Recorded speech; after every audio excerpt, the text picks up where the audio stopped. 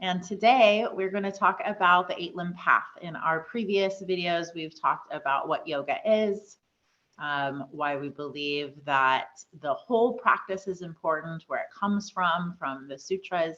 And today we're just giving a little overview of what each of the 8 limbs are. Each one of them are 12.5% of the path. So asana and the yoga movements that we so often see are just a small portion of what this practice really is. Yeah, and the 8-limb path is outlined in the Yoga Sutras, and we talked about the Yoga Sutras last week. And, this path, these 8 limbs, they're all different or techniques or practices, observances, things to apply to your life to help you reach enlightenment or fulfillment, to be a happy and healthy human. Right. And So so just that movement, the asana, yes, to relieve us from our suffering, to enjoy the human experience. Right. And the movement, the asana, is just one limb, one part. So we're just going to go down 1 through 8, and they can be practiced in this order. Definitely makes it simpler and possibly easier to release the suffering from your life so that you know who authentically you are, but does not have to be in this order. So the first one, the first one are called the Yamas. And these are really just about like how to be a good person. Like how to operate in the world when it's so easy to get frustrated or overwhelmed. There are so many opinions flying around that you don't know. You don't know how to respond to people so that, or others, right? It's like how we are operating in the macrocosm of the world. Yeah, and there are different observances or restraints to take in our interactions with others and our interactions with the world. Things like being kind, telling the truth, speaking your truth. Simple things that we don't, but really important observances to take so that you can be a good person. And we'll go into more of those later, but again, today is just like the overview of it. The second limb. The next limb is the Niyamas, and I like to think of these as the Niyamas. So these are the observances to take for yourself and your relationship, your interaction with yourself. So like self-care practices, how to take care of yourself. And those are the Niyamas. Right. And self-care is such a big hype word these days, right? Like what is self-care? And this is really about like creating those structures and foundations for yourself so that you can, again, operate in the world. And then the third one, that's where we have our asana, which asana translates into seat or into pose, right? And that's where we get all of these awesome yoga poses and the physical practice. So taking care of the world around you and yourself, and then the physical aspect comes into play. And then the next limb is pranayama, which is how to breathe. Okay, how to connect with this energy or harness the energy that animates us, the body, into life.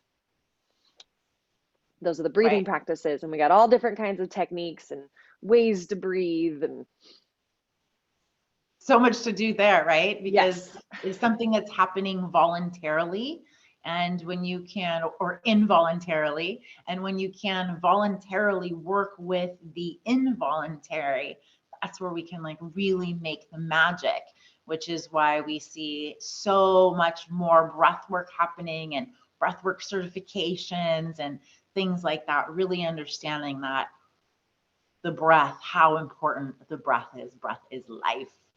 Mm-hmm. And how you can use it to release chemicals into your bloodstream that are going to give you feelings of any pharmaceutical drug, right? You can provide that for yourself through your own breath and activating that within you. You can bring more energy in, or you can calm yourself down and put yourself to sleep. It's just magic. I love it. Equally important is the next limb, which is called pratyahara. And pratyahara is about removing yourself, or like learning how to tune out from everything that's happening, because the chaos is always happening.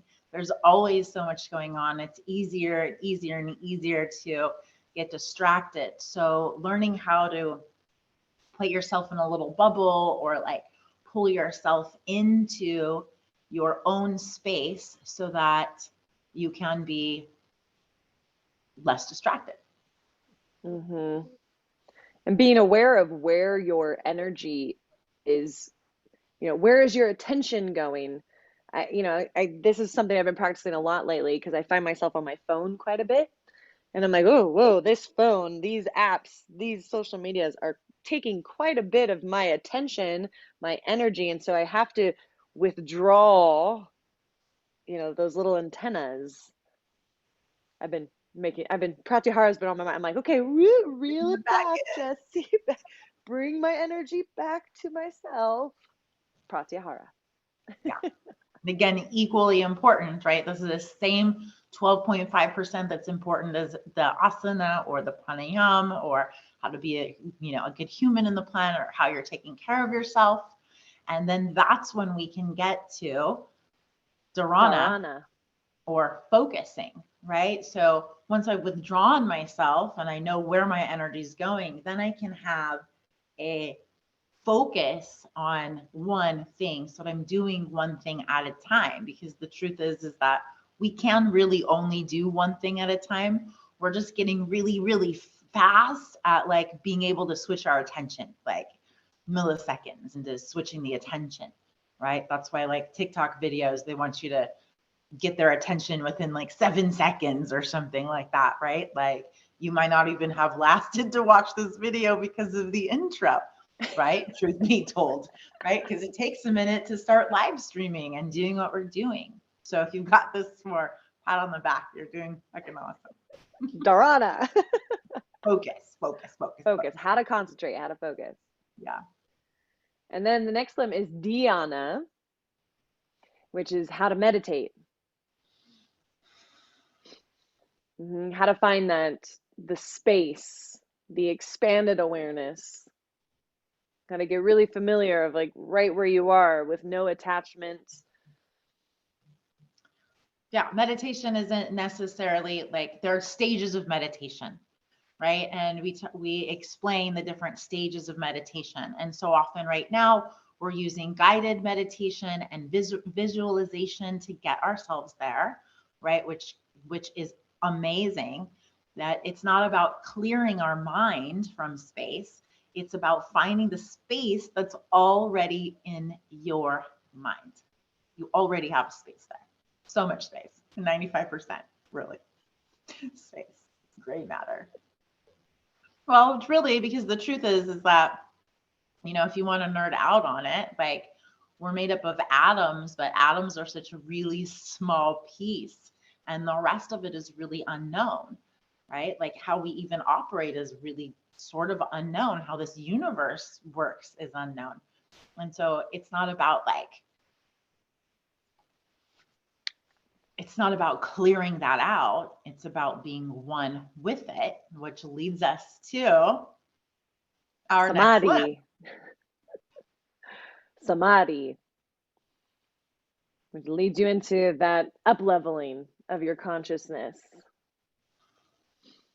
Right. It's where we really begin to merge, where all is one, whether that we call that God, the universe, whether you have a guru, like Jesus or Krishna or Allah, Jehovah. It's about understanding that there is a universal thread that has one connection. And it's tuning into that and being able to experience that connection. Because again, yoga itself, to unite, is an experience. Each one of these things can be practically applied into your life so that you have the actual knowledge, not just because somebody said it or heard it or did it or told you about it, but because you've had this experience in your life. So you can see how the 8-limb path is really, it's the path to find that mind, body, spirit connection. Right? We hit them all. We hit them all. So each one of those 12.5% come together to make 100% of what yoga is. And those are the 8 limbs. And we'll dive deeper into each of them. And that's what our training does, is it really dives deep into how do we practically apply this into our daily life? You know, as in this modern world, how do we apply the yamas? How do we apply the niyamas? How do we learn to tune out? And that's what we practice. That's what our whole training is about, is just following this 8-limb path. So don't forget to subscribe to our YouTube channel, to Jessi's YouTube channel, to Stella Yoga's YouTube channel. Follow us on Instagram and Facebook. And don't forget to have the best day ever.